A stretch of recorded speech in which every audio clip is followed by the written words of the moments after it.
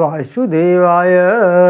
मुझे तूने मालिक बहुत कुछ दिया है, मुझे तूने मालिक बहुत कुछ दिया है। तेरा शुक्रिया है, तेरा शुक्रिया है।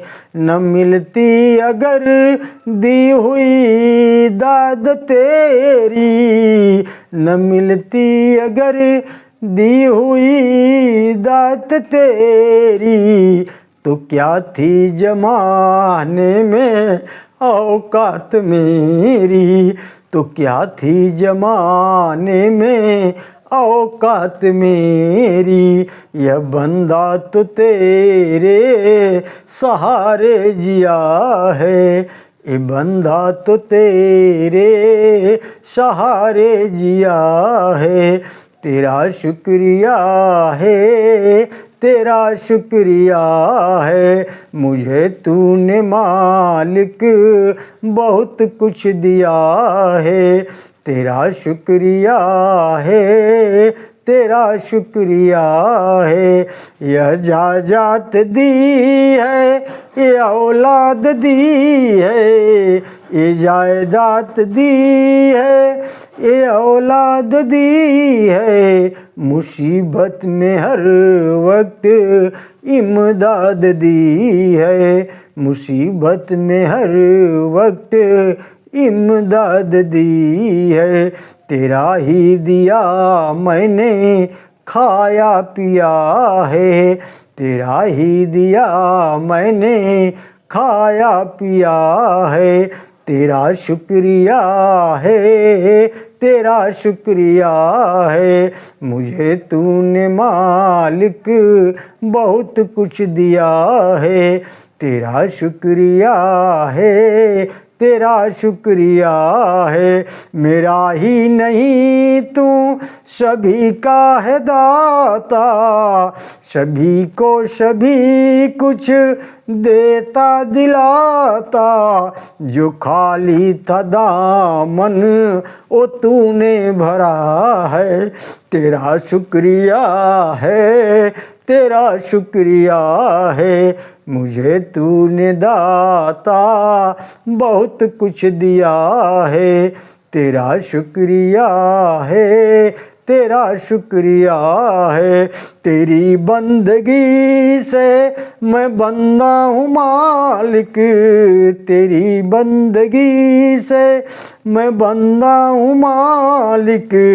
तेरे ही करम से मैं जिंदा हूँ मालिक, तेरे ही करम से मैं जिंदा हूँ मालिक। तुम्ही ने तो जीने के काबिल किया है, तेरा शुक्रिया है, तेरा शुक्रिया है। मुझे तूने मालिक बहुत कुछ दिया है, तेरा शुक्रिया है, तेरा शुक्रिया है। मेरा भूल जाना तेरा न भुलाना, तेरी रहमतों का कहाँ है ठिकाना। तेरी इस मोहब्बत ने मुझे पागल किया है, तेरी इस मोहब्बत में मुझे पागल किया है। तेरा शुक्रिया है, तेरा शुक्रिया है। तुझे मुझे तूने मालिक बहुत कुछ दिया है, तेरा शुक्रिया है, तेरा शुक्रिया है, तेरा शुक्रिया है, तेरा शुक्रिया है। जी कहते हैं, प्रभु आप हमें कृपा करके सावित्री की पवित्र कथा सुनाइए, सावित्री और सत्यवान की कथा सुनाइए। भगवान नारायण कहते हैं, नारद जी सर्वप्रथम ब्रह्मा जी ने वेद माता गायत्री की पूजा की। पृथ्वी पर अश्वपति नाम के एक राजा थे, वे निसंतान थे, उनके संतान नहीं थे। वे पुष्कर क्षेत्र में गए और वहाँ उन्होंने आकाशवाणी सुनाई दी कि आप 1 लाख या 10 लाख वर्ष तक गायत्री का जाप करिए। इसी बीच वहाँ पाराशर जी आए। उन्होंने राजा को समझाया कि हे राजन, एक बार गायत्री का जाप दिन भर में के पापों को नष्ट कर देता है। 10 बार का गायत्री जाप दिन और रात के दोनों पापों का नाश कर देता है। 100 बार का जप गायत्री का महीने भर के पापों को विनाश कर देता है। 1000 बार गायत्री का जप करने से पूरे 1 वर्ष के पापों का नाश हो जाता है। गायत्री का 1 लाख जप किया जाए तो वह इस जन्म के समस्त पापों का नाश कर देता है।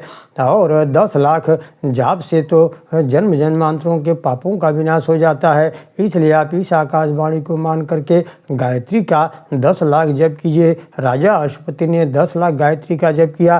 परिणाम स्वरूप भगवती सावित्री उनके सम्मुख प्रकट हो गई। माता सावित्री ने कहा, महाराज मैं जानती हूँ कि आपके मन में इच्छा क्या है, आपकी पत्नी क्या चाहती है। आपकी शादी पत्नी एक कन्या की कामना रखती है, आप पुत्र को कामना रखते हैं। आप ये दोनों ही इच्छाएं आपकी पूर्ण होगी, ऐसा मैं आशीर्वाद देती हूँ। माता सावित्री ब्रह्मलोक चली गई। राजा अश्वपति अपने घर लौट कर चले आए। भगवती की कृपा से सबसे पहले उनके यहाँ कन्या का प्राकट्य हुआ। राजा अश्वपति ने उसका नाम सावित्री रखा। शुक्ल पक्ष के चंद्रमा की वहाँ दिनों दिन देवी सावित्री बड़ी होने लगी। और जब ये बड़ी हो गई तो राजा अश्वपति ने सत्यवान के साथ उसका विवाह संपन्न कर दिया।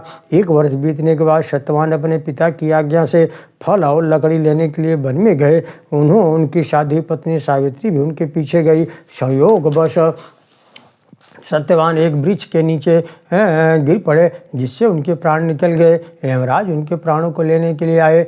तब सावित्री भी उनके पीछे पीछे जाने लगी। सावित्री को पीछे आते देख धर्मराज ने कहा, हे सावित्री, यह मानव शरीर धारण करके तुम कहाँ जा रही हो? यह तुम मेरे साथ चलना चाहती हो तो तुम्हें पहले अपने इस शरीर का परित्याग करना पड़ेगा। प्राणी कर्म के अनुसार ही जन्म और मृत्यु को प्राप्त करता है। सावित्री तथा धर्मराज के बीच का बहुत सुंदर संवाद है।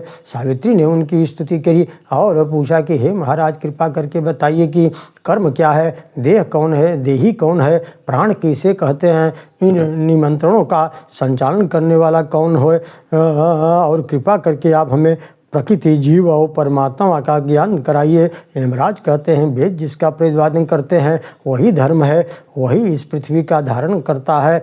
देवताओं के निष्काम भाव से सेवा करना ही यही भक्ति कहलाती है। और यह हमारे मन को गंगा के जल के समय पवित्र कर देती है। हाँ, हमें जन्म और मृत्यु के चक्र से मुक्त करा देती है। यह भक्ति यदि चाहे तो हमें सगुण साकार भगवान के दर्शन करा देती है अथवा हमें मोक्ष की प्राप्ति करा देती है। कर्म एक बीज है जो अंकुरित होकर फल प्रदान करते हैं।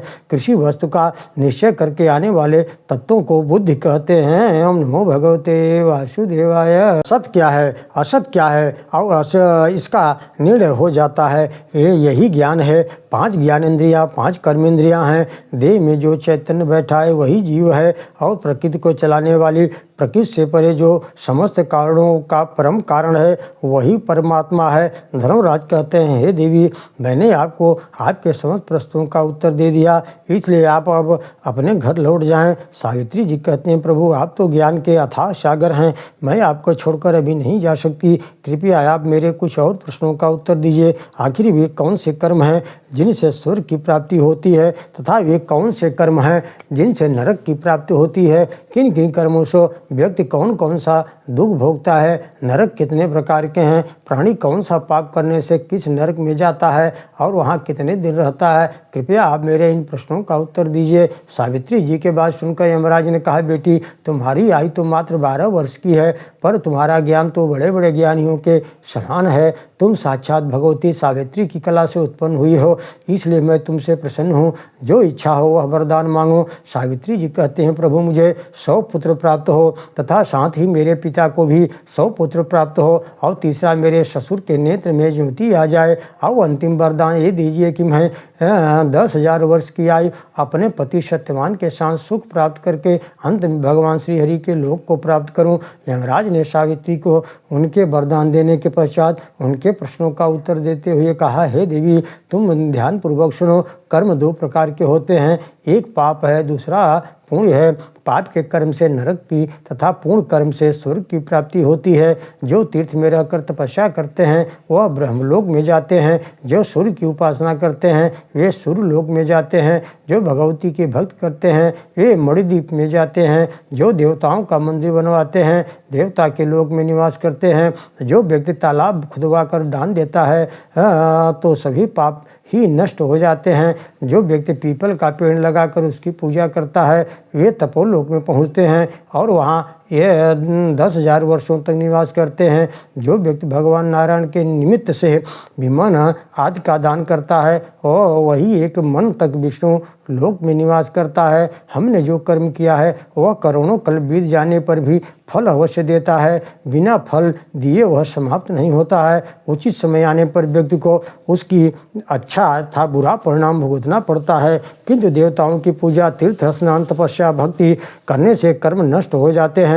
कर्म एक साबुन के समान है। जैसे मैल उतारने के लिए साबुन लगाते हैं उसी प्रकार आंतरिक रंग को शुद्ध करने के लिए निष्काम करना चाहिए। इससे अंतःकरण शुद्ध होता है, व्यक्ति मोक्ष का अधिकारी हो जाता है। सावित्री जी पूछती हैं कि हे यमदेव, आप कृपा करके बताइए कि किन कर्मों से मनुष्य स्वर्ग आदि लोकों में प्रवेश करता है। धर्मराज कहते हैं, हे सावित्री, जो व्यक्ति ब्राह्मण को अन्न दान करता है अनंत दिनों तक शिवलोक में वास करता है। अन्न दान से बड़ा कोई दान नहीं है, क्योंकि इससे भूखे व्यक्ति का तत्काल तृप्ति हो जाती है। सबसे बड़ी बात तो अन्न दान के समय कभी भी पात्र को पात्र की परीक्षा नहीं करनी चाहिए, क्योंकि अन्न का सर्वोत्तम अधिकारी कौन है, इस संदर्भ में शिव पुराण में लिखा हुआ है, अन्नस्य क्षुधितम पात्रम, भूखा ही अन्नदान का सर्वोत्तम अधिकारी है। जो ब्राह्मण को छाता दान करता है 1000 वर्षों तक वरुण लोक में निवास करता है। जो ब्राह्मण को शालिग्राम मूत्र दान करता है वह वैकुंठ लोक में वास करता है। जो व्यक्ति पूर्णिमा की रात को देव उत्सव मनाता है वह जीवन मुक्त हो जाता है। जो व्यक्ति किसी ब्राह्मण की कन्या का अपने खर्च से विवाह करवा देता है वह इंद्र के पद को प्राप्त कर लेता है।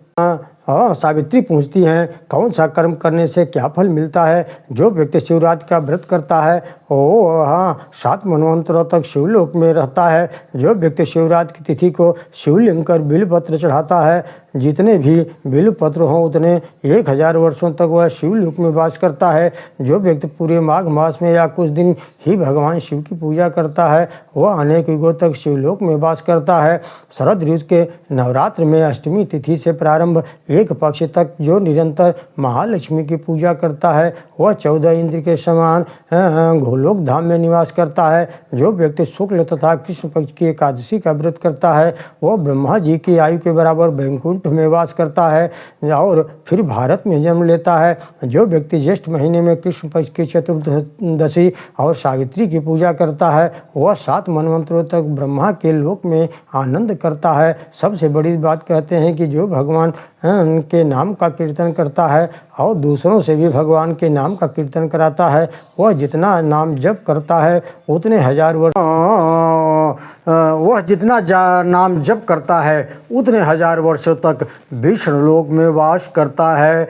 ओम नमो भगवते वासुदेवाय, नमो दिव्य महादिव्य शिवाय सत्यम नमः, नमो प्रकृते भद्राय नीता पणता स्मृताम्।